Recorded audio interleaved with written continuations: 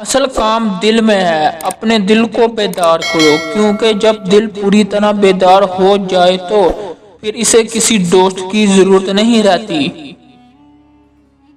اللہ تم سے وہ سب چوری کرے جو تمہیں اس سے چرائے، چونکہ کوئی بھی حقیقت میں خدا کے بارے میں کچھ نہیں جانتا ہے، اس لیے جو سوچتے ہیں کہ ایسا کرتے ہیں وہ صرف پریشانی پیدا کرنے والے ہیں۔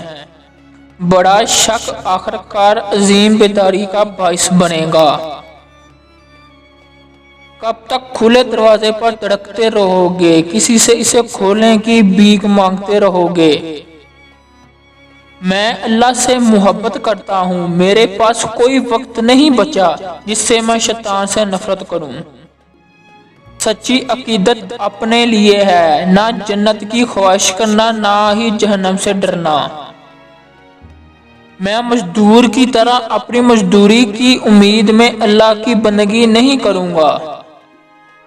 آپ کیسے جانتے ہیں لیکن میں کسی طرح کم جانتا ہوں۔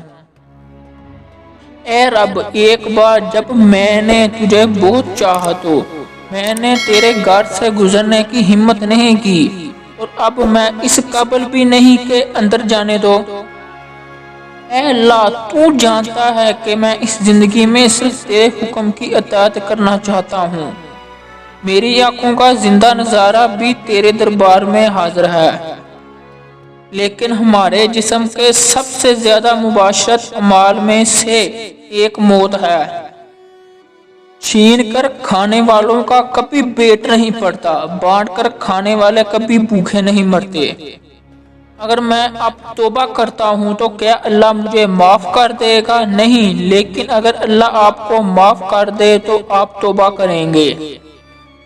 بعض اوقات منظر غلط نہیں ہوتا، عین ممکن ہے ہمارا انداز نظر ہی غلط ہو۔ انداز نظر بدلے، منظر بدل جائے گا۔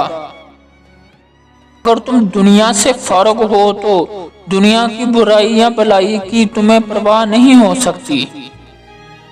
3 افراد کی غیبت جائز بلا کے امر ثواب ہے: امر لالچی کی، دوم فاسق کی، سوم ظالم بادشاہ کی۔ جو کام حکمت سے خالی ہے وہ آفت ہے، جو خاموشی سے خالی ہے وہ غفلت ہے، جو نظر حکمت سے خالی ہے وہ ذلت ہے۔ انسان کا سب سے بڑا دشمن خود اس کا نفس ہے۔